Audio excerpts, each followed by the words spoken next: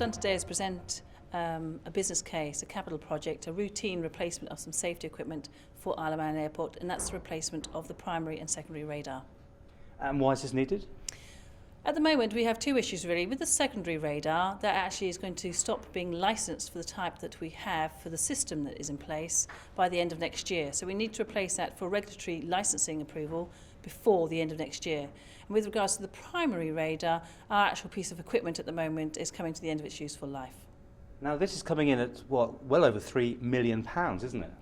The project for both items is £3.7 million.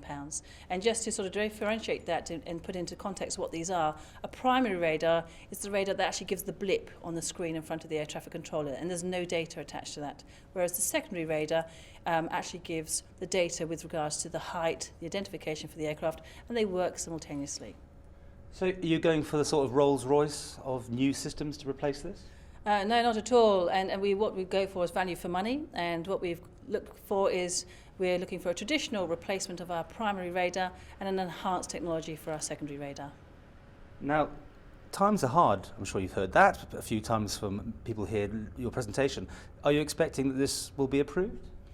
I never quite know how the debate is going to go. All I can do is put forward the business case, and that's what I've done today. And obviously that's what the Minister will look to debate next week. In terms of what we have, though, we have gone out to tender. We do have the best priced equipment. It is a value for money thing. And this would see forth the expected lifespan will be around about 25 years for our equipment.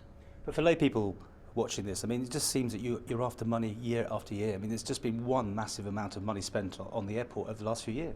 I think what we've done in the last few years is to catch up on our facilities and develop them such that where we haven't had monies before, then we've done so. So we've done most of the things around the airport, but this is another significant part. And in reality, if this project, in the first case, we wouldn't get secondary radar from 2012, so in which case we just go back to the primary and we have a piece of equipment that fails on a regular basis, and each failure is costing a lot of money on the revenue budgets. And I'm talking about major failure, almost sort of six figures as such. So it's a lot of money. Don't underestimate that. It has been budgeted for over the last 5 years and is with the capital projects, sort of the government pink book in terms of budget. I mean, you'll be saying, presumably, without this, safety might not be as good as it is if you had it. I'd have to say yes, but if you had no secondary, then you're then dependent on your primary radar. And if you think about that, with primary radar, if the radar controller can only see a blip for each aircraft, then that would absolutely slow down our traffic. And as you know, we have several aircraft that night stop, and we have very busy periods. We certainly couldn't allow as many aircraft into our airspace if we only have primary radar. And therefore, we'd have to consider a loss of routes to the island. Is this your final cash call for the time being? Of course, in every department we have to have a plan of things that we have to do. But certainly for this one, this is the last project at the moment that I'm expecting to have to do before 2012. So there's more in the horizon then? I think in everything you're looking for approvals, but to be perfectly honest, we've done most of the projects, and it has been a case of catch-up over the last 20 to 30 years.